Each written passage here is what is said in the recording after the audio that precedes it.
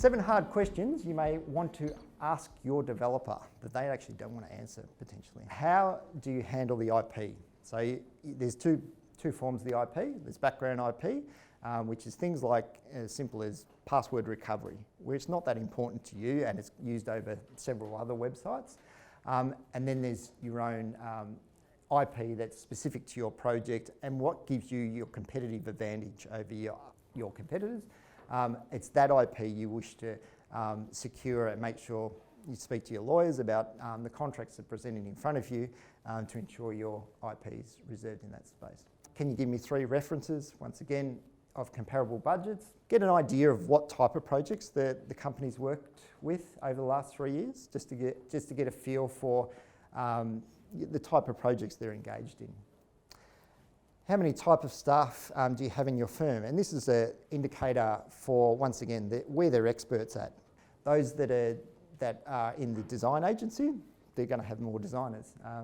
Whereas a format like Alliance, they'll have 60% of engineers and then the support staff around that.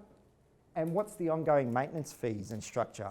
Some developers will back-end their projects. So in other words, they'll put up what looks like an extremely good price at the start, but they'll lock you into a long-term maintenance agreement. So be wary that whatever maintenance agreement that you're engaging in doesn't going to bind you to that developer long-term. Is automating testing part of or an option for my project, and continuous integration? So once again, we've touched on that a lot today. It's a sign of quality, and that's one of the biggest differences between overseas development or any development is when it arrives to you for your testing, for UAT, that it's actually performing the functions that you need it to. And talk me through the process of delivering your project. So how are you actually going to do it? Like, what are we going to do? Are we going to sit down once a week? Are we going to actually you're going to go away and build it and I don't have to talk to you for a month? What's the process you're actually going to go through? Is there going to be short sprints? Is there going to be long sprints?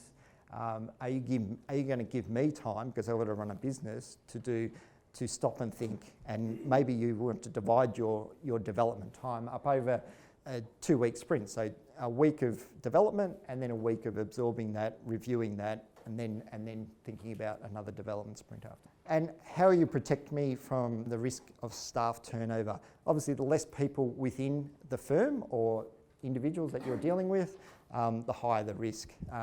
So in terms of Alliance or in terms of larger firms, there's a process of handover.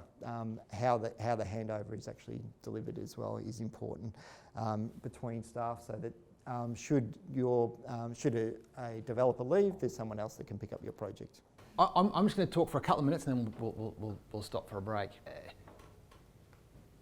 Most of you in the room are actually pretty close friends. And it's funny, as Scott was speaking, I squirmed. And I'll tell you the reason I squirmed. Because we have made all of the mistakes that he referenced. And I thought, it's absolutely true. And he's got, I wanted someone who'd had the experience of going overseas. Who else has done an offshore development? Scott's done them. Who's done them? Cam has? Yep. So a lot of people in the room have. And so I would encourage you to, because I'm aware that we often do, for a lot of people in the room, you have multiple projects going on and we do bits and pieces. And I wanted to give people a really good sense for that. But as Scott was going through some of the faults that he's experienced, and he's experienced them regularly and at scale, I thought, you know what?